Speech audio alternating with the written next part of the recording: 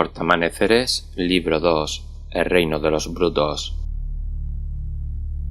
En el tiempo de la bestia, la mayor cruzada del orden parte de la ciudad de Dos Colas. Desde Hammerhall parten dos cruzadas, cada una en cada uno de los reinos que está dividida la ciudad. Su misión es establecer el asentamiento para dos importantes ciudades, pero en estos tiempos que corren, la destrucción está en auge y las fuerzas del caos saltan ante cualquier viso de orden. Por otra parte, las fuerzas de la muerte nunca descansan, y así, los portamaneceres se deberán enfrentar a sus enemigos como al mismo entorno. Una triunfará y la otra perecerá, pero cuál de ellas aún no está escrito. Aunque la ciudad de Hammerhall es impresionante y la metrópolis más grande fuera de Azyr, durante el tiempo de la bestia había sufrido las agonías que suponían los ataques que había desencadenado esta era bestial. Desde fuera eran ataques físicos, pero desde dentro, la enfermedad conocida como peste drama había infectado a miles de personas, despojándoles de esperanza.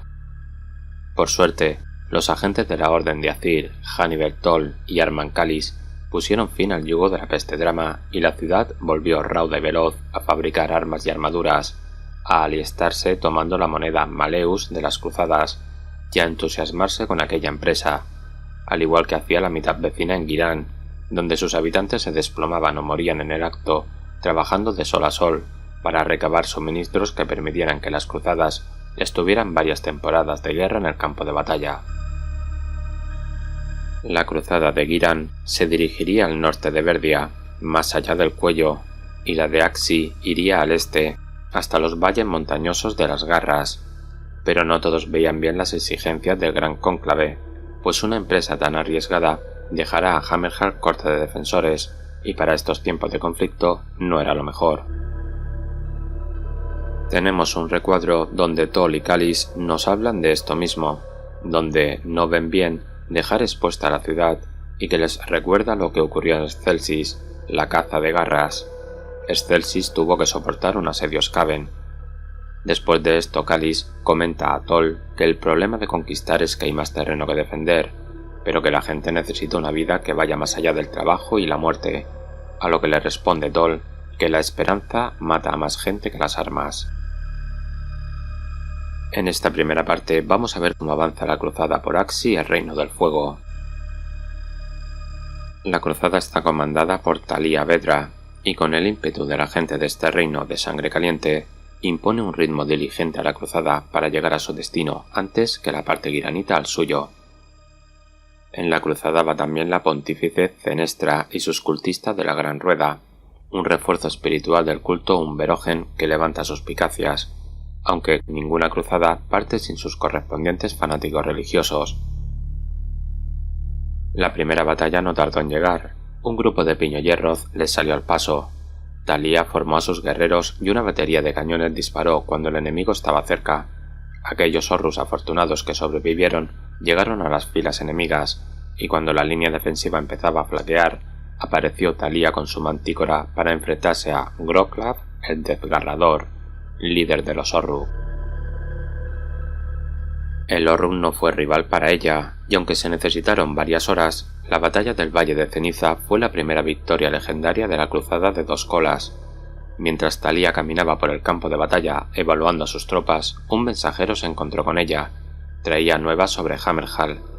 Una gran hueste de Khorne estaba asediando la ciudad, pero lo que era aún peor, había informes de ataques interiores por parte de los Skaven que brotaban de las catacumbas. Muy a su pesar, Talía formó una parte de las tropas y se dirigió a Hammerhall a socorrerla, dejando el destino de la cruzada en manos de otros. Nos desplazamos a la cadena damantina de Axi, donde Grots y Trogots repetían al unísono el nombre de Trug, Trug, Trug. ¿Y quién es Trug? Trug es un gran Trogot que dormía en una zona antigua y olvidada de Girán, el reino de la vida.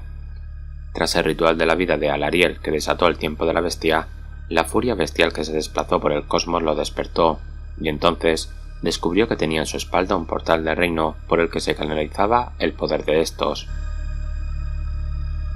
Es entonces cuando Braggit habla mucho, el Grot que luchó contra los matafuegos en Hammerhall en el primer libro de la campaña, Cruzó un portal que le llevó hasta el Troggoth y viendo el tamaño de este ser, se le hizo la boca agua con la matanza que podría llegar a causar.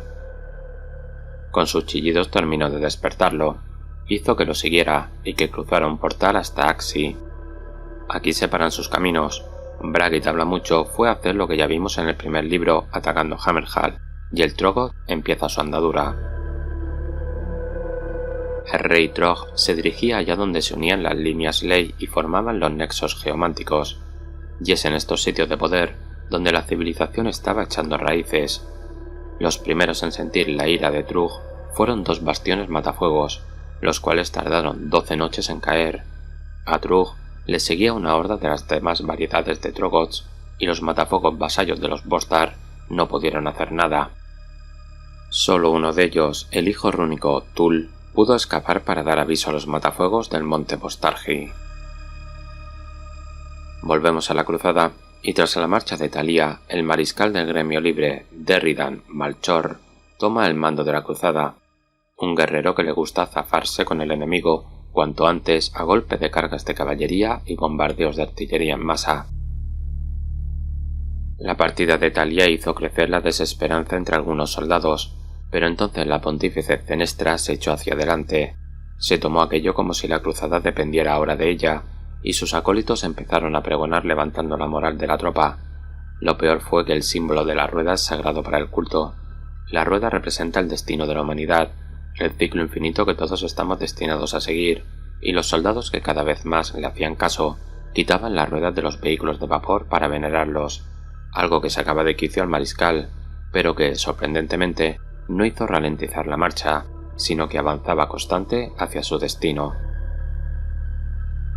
La cruzada continuó para llegar a Tregua Rota, el puesto defensivo más importante entre la cordillera Adamantina y Hammerhall. Aquel asentamiento fue construido sobre una vena rica en Actracita, la piedra de reino de Axii. Al llegar a Tregua Rota, las esperanzas de descanso y reponer suministros se vieron defraudados. Los habitantes del puesto defensivo estaban atemorizados y los vigías no despegaban los ojos del horizonte. Se decía que una gran horda de Troggoths caminaba en su dirección, comandada por un gran Troggoth que era capaz de usar la magia, algo que los consejeros de la universidad negaron al mariscal que fuera posible. En cambio, Zenestra tomó nota de cada uno de los rumores que escuchaba. Según sus exploradores, la avanzadilla de la horda estaría a 1 legua del puesto defensivo antes de la caída de Hysh. El reino de la luz es el que hace la función del sol en los reinos mortales. El mariscal, para insuflar ánimos a las tropas, decidió que lucharían en un terreno a su elección y llevó consigo máquinas de guerra y caballería de élite. En el camino de Trug hacia Tregua Rota, una tribu de Khorne les salió al paso con el consiguiente derramamiento de sangre, pero aquello fue un duro revés para los sangrejurados de Khorne, que tuvieron que huir siendo perseguidos por Grots montados en arañas y garrapatos, atrapando a los pocos supervivientes y convirtiéndolos en tumores fúngicos chilladores.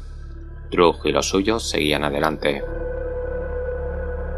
Siguiendo las enseñanzas de la academia militar, el mariscal Malchor dispuso a las tropas obteniendo ventaja del terreno. Grandes cañones fundehierro y 2 fuertes mecanizados se desplegaron sobre una colina, y en sus flancos los guerreros tomaron la formación castelita de batalla, y la caballería terminaría el ataque con su carga. No tuvieron que esperar mucho hasta que el enemigo apareciera. Se dieron las órdenes de batalla acertadas y todo salía según el plan. En su afán por vencer, el mariscal salió al galope dando la orden de carga a la caballería, dejando expuesta su defensa. En esto apareció el jerarca loco, Gritik el Yamad, con su Groth brincadores. Brincaron por encima de Heiseret que protegían uno de los flancos de la artillería y cayeron justo entre los artilleros fundehierro. La masacre a favor de la destrucción fue brutal.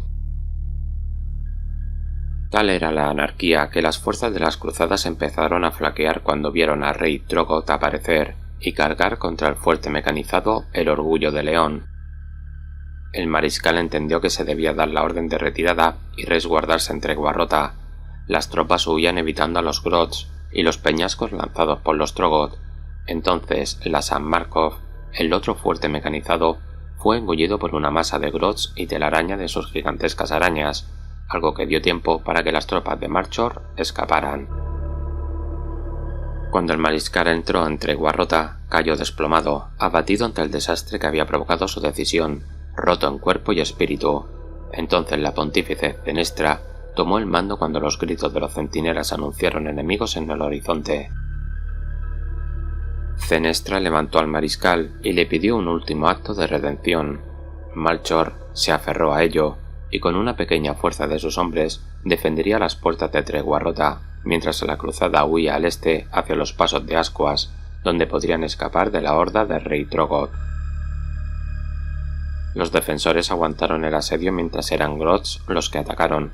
Una vez que llegaron los Trogoths, las puertas se abrieron, y el rey Trogoth irrumpió a través de ellas, mientras la luna malvada reemplazaba a la luz de Hys. El mariscal Malchor, negándose que la cruzada pereciera ese día, apuntó una carreta sin ruedas y apretó el gatillo. La noche se hizo día, mientras una tonelada de pólvora estalló. Cenestra y la cruzada, ya fuera de tregua rota, miraron atrás entonando una oración por quienes se habían sacrificado por el bien de la cruzada. Todavía no estaban a salvo, debían llegar a la seguridad de Paso de Ascuas cuanto antes.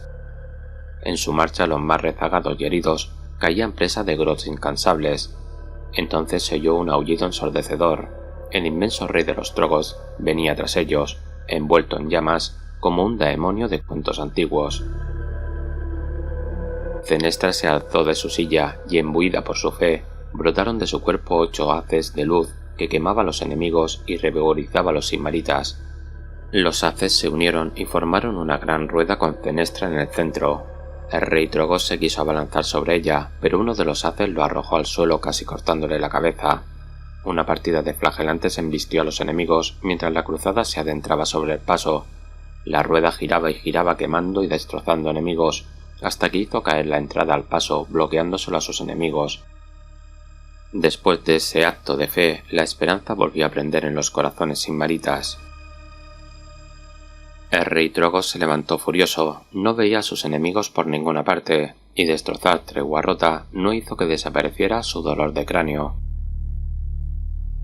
Y hasta aquí llega en este libro la cruzada de Axii. Ahora veamos cómo le ha ido a la cruzada del Reino de la Vida. Lo primero que encontramos es que mientras la cruzada de Axii tiene la potencia de fuego, la cruzada de Ghiran utiliza otros métodos y sobre todo el número de cruzados, que es mucho mayor. La encargada de liderar esta cruzada es Iscila Torian, una veterana estratega de las tierras de Verdia, que se rodea de cazadores montaraces y el Círculo Capa Verde, un cuerpo consejero de magos con un alto conocimiento de Ghiran, casi tanto como los elfos de los bosques. Junto a ellos viaja Tornus el Redimido, que lidera una hueste de redentores de los caballeros sagrados. Los redimidos son aquellos mortales que luchaban bajo el estandarte del caos, que fueron destruidos con Galmarad, y sus almas enviadas a Cir para reforjarlos limpios de toda mácula del caos, y así servir al dios rey. La cruzada se dirigía al norte, a través de bosques, ciénagas y dejando a un lado la estepa escabrosa, donde se le dio muerte a Behemoth en la guerra por los reinoportales.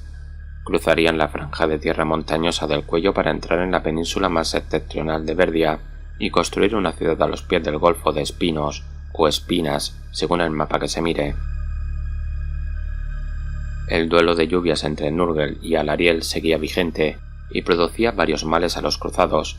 Cuando atravesaron la marisma Cuerno Musgo, una hueste de agusanados de Nurgle les dio la bienvenida. Esta hueste estaba comandada por la gran inmundicia Thor-Polax. Aunque la formación castelita le hizo frente, no eran capaces de dañarlo, y entonces Tornus y sus redentores tomaron el mando del ataque.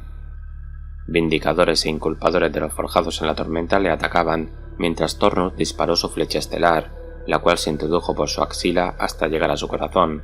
La gran inmundicia se descompuso como una manzana podrida. Al darle muerte a Thor-Polax, la emboscada fue repelida, y la mariscal ordenó seguir adelante. El siguiente destino sería Fuerte Gardus, la fortormenta de los caballeros sagrados, comandada por la legendaria figura de Gardus Alma de Acero. Para llegar allí, tendrían que cruzar una franja de llanuras con nieblas espesas, y es aquí donde encontraron más enemigos. De las nieblas salieron monstruosidades porcinas comandadas por el jefe Colmillo Piño Hierro Krazog Partecuernoth. Estos Orruk iban a lomos de Muerde Gruntad, unos puercos 3 veces más grandes que un grunta. La mariscal vociferó órdenes ante lo que se le venía encima. Los Orrus se abalanzaron golpeándoles con todas sus fuerzas y haciendo saltar por los aires a los portamaneceres. Entonces Thorian cambió de táctica. Pidió a sus tropas que abrieran caminos entre columnas de guerreros para que pasaran los Muerde Gruntad. Tornus, al ver la intención de la mariscal, envió a sus guerreros alados a atacar la vanguardia Orruk y guiarlos entre los soldados por los pasillos abiertos. El jefe Colmillo vio que sus enemigos los esquivaban, pero le era imposible dirigir a su bestial montura una vez se había puesto en marcha. Así que los forjados alados se los llevaron lejos de la cruzada hasta que ésta quedó muy atrás. La mariscal, no queriendo exponer a sus tropas, decidió que en vez de bordear el bosque Corteza Lúgubre, un oscuro y antiguo bosque lleno de leyendas, lo atravesarían y se internó en él para llegar cuanto antes a Fuerte Gardus. Con la energía bestial liberada en el tiempo de la bestia, el mega gargante Rey Brod quería justicia. Había estado allí cuando los rayos de Azir mataron a Behemat y vio cómo esos hombrecillos de armadura plateada eran venerados por los demás humanillos. Ya era hora de que pagasen por ello, y no había mejor lugar que destrozar que Fuerte Gardus. El Rey Brod reunió un nutrido grupo de gargantes y mega gargantes y destruyó todo lo que encontró a su paso camino a la Fortormenta. Los ejércitos y refugiados de aquellos lugares corrieron en masa a Fuerte Gardus, algo que no le importó a Brod, pues allí hallarían su muerte. Mientras tanto, los Orruk que perseguían a los chicos Tormenta, como les llamaban a los forjados en la tormenta, pudieron al fin dominar a sus bestias. Estaban perdidos y no eran rastreadores, así que siguieron una senda de árboles arrancados en el corazón Corteza Lúgubre, que tenía la marca de los megagargantes. Al llegar a la retaguardia de los gargantes, vio al herrero Orruk Zogot Machacayunquez, junto a sus recios, seguir al megagargante tuerto. Después de una breve charla y de saber el objetivo de aquella marcha, una sonrisa apareció en su rostro. Gardus miraba desde las almenas de la Fortormenta a los cientos o miles de refugiados que entraban en su ciudad fortaleza. Entre todos ellos, le llamó la atención un grupo de eduardinos Caradron que viajaban a pie y apenas acompañados de unas pocas naves biplaza. Al reunirse con ellos, la compañía mercenaria Crustos de los Caradron lo pusieron al día de los puestos de avanzada caídos y de quién era el culpable de aquella situación. Entonces, saltaron los primeros gritos de alarma. Los gargantes ya estaban allí. En su camino a través del bosque Corteza Lúgubre, el Rey Brod y su compañía atravesaron arrasando las arboledas del alma del claro Sylvaneth Bosque Terror. Aunque sus guardianes les hacen frente, caen rápidamente, y su grito de venganza llega a oídos de la reina de los parias. El claro Bosque Terror es el claro más tenebroso de los Sylvaneth. Suelen plantar sus vainas de almas en los bosques más lúgubres, oscuros y retorcidos, y Drycha es quien los comanda. Mientras tanto, la cruzada avanzaba por el bosque con mucho trabajo. La mariscal Thorian justificaba la decisión de tomar esta ruta, y sus magos de Jade abrían sendas entre los árboles para poder avanzar. Llegó un momento en el que la cruzada se sintió observada. Aquellos que se apartaban de sus compañeros eran secuestrados por el bosque con gritos aterradores, y ojos fríos y garras afiladas surgían entre la maleza. Entonces llegó ella, Drycha. Apareció para dar muerte a quien había profanado las vainas de alma de Bosque Terror, y no le importaba si eran gargantes o humanos. Antes de que la mariscal pudiera lanzar órdenes, una melodía impregnó el lugar. Los parias e incluso Drycha vacilaron. Los árboles se abrieron y dejaron ver una procesión de espíritus del bosque capitaneada por un aparecido campeón de guerra llamado Tetamir, heraldo de la diosa de la vida Alariel. Tetamir, junto a Sylvaneth, del claro Cima de Robles, el más favorecido por la Reina Eterna, calmaron a los Bosque Terror, haciéndole llegar a Drycha las palabras de Alariel sobre el pacto con Sigmar, y que estos no eran los causantes del desastre de las arboledas del alma. La mariscal Thorian le recriminó que ya habían derramado sangre sigmarita, a lo que el aparecido campeón de guerra le quitó importancia, y la informó del asedio en Fuerte Gardus. Ambos grupos deberían unir fuerzas.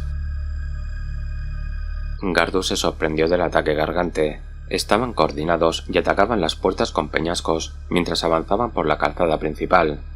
Desde las almenas se les atacaba con proyectiles de luz y la compañía arcanauta le disparaba con todo lo que tenían. Aquella fortaleza no era una fortaleza cualquiera, tenía protecciones que la protegían tanto de ataques físicos como mágicos. Una barrera de energía conocida como la Mortaja del Santo. Aquellos gargantes que llegaron a posar sus manos en las paredes salían por los aires en estallidos de luz.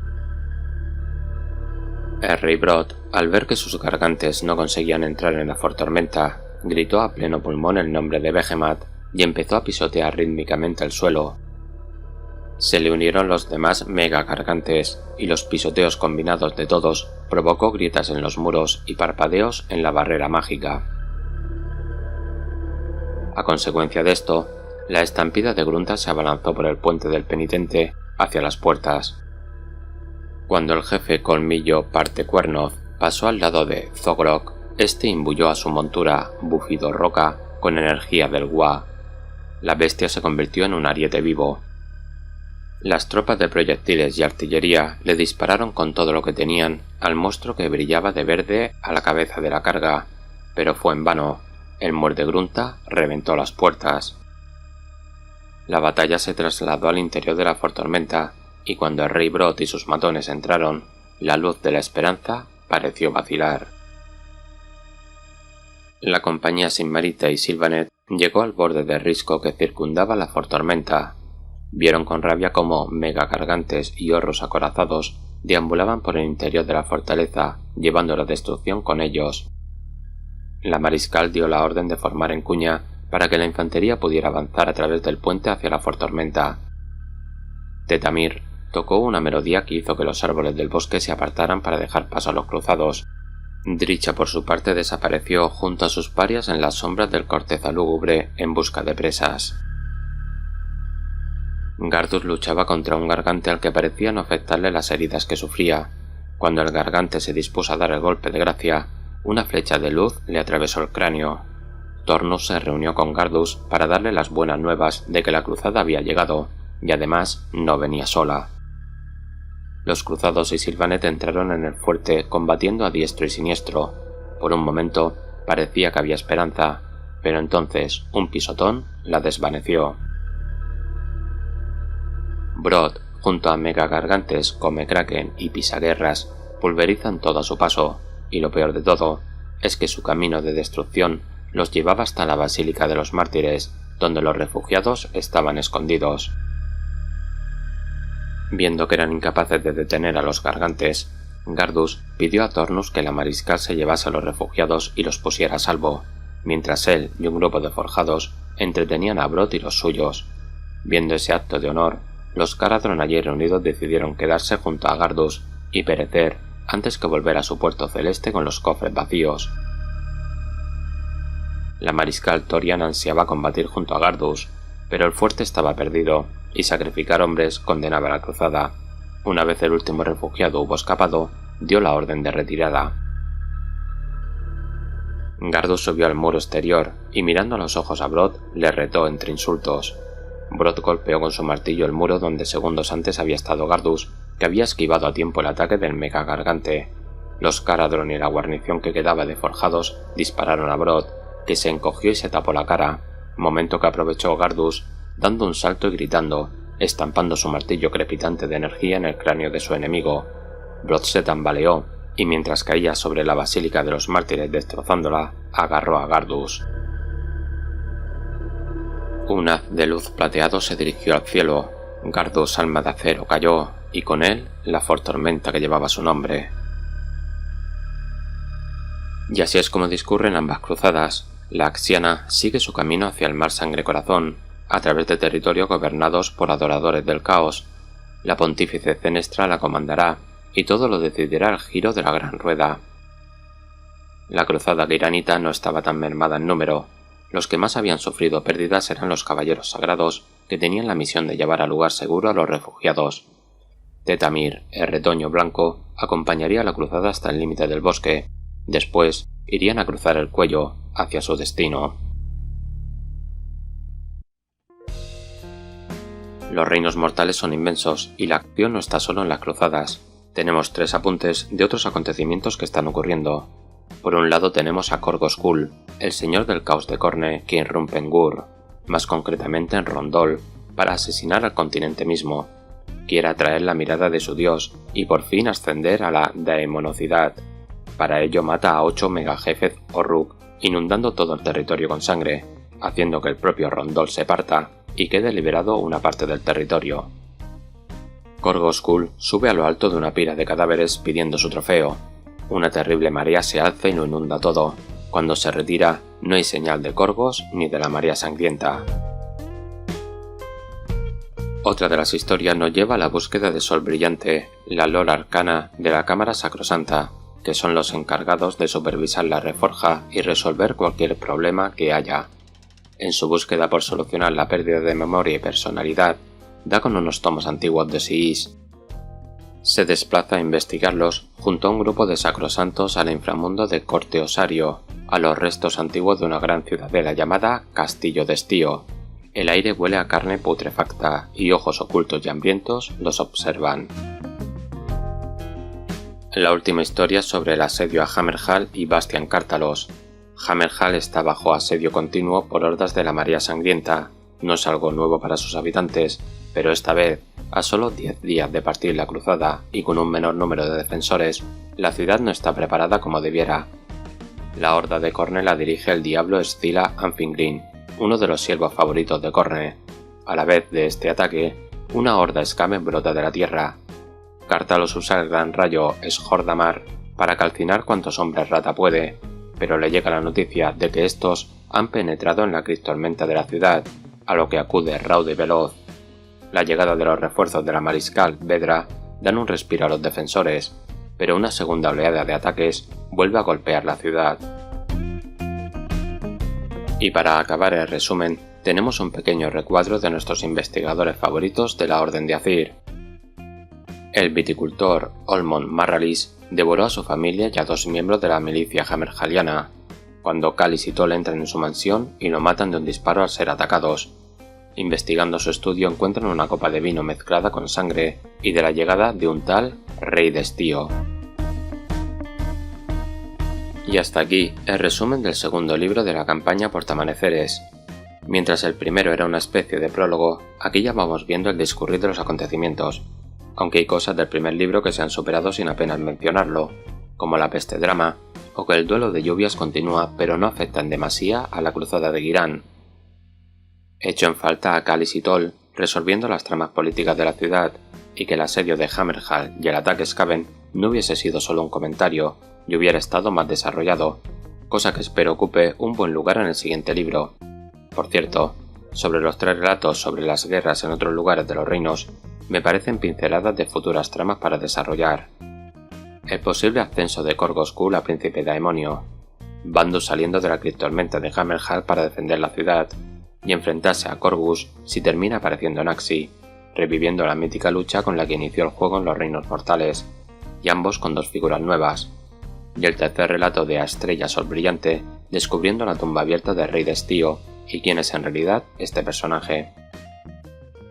Muy interesante también el fanatismo de Zenestra y la Gran Rueda y el poder que parece concederle su fe. El personaje principal de este libro es el Rey Trogot, un Trogot que data de la era de los mitos. Habitaba en Ghiran y se echó una gran siesta hibernando. Mientras dormía, le construyeron una piedra ley mágica en su espalda. Al despertarlo el Groth Bragit, la piedra ley mágica le producía intensos dolores de cabeza, pues estaba conectada con la red geomántica de líneas ley o la astromatriz, y de ahí que vaya a destrozar los asentamientos del orden que se fundan en estos poderes geománticos, creyendo que así desaparecerá el dolor. Otra de las cosas que me ha llamado la atención es que por la magia de la vida que se derramaba de la piedra ley, le salieron cuernos, y textualmente dice: cuernos como los de un orgulloso ciervo verdiano. La cruzada de Ghiran se dirige al norte de Verdia. En Verdia hay ciervos de gran cornamenta, y hay Kurnotis medio elfos medio animales. Además, Kurnot, aunque no sabemos su apariencia real en los reinos mortales, tiene también representaciones que pueden asemejarse a un ciervo como el dibujo que estáis viendo. Veremos si los Kurnoti aparecen ayudando a la cruzada. Otra cosa de lo más importante que ocurre es que tenemos la caída de la fortormenta de Gardus.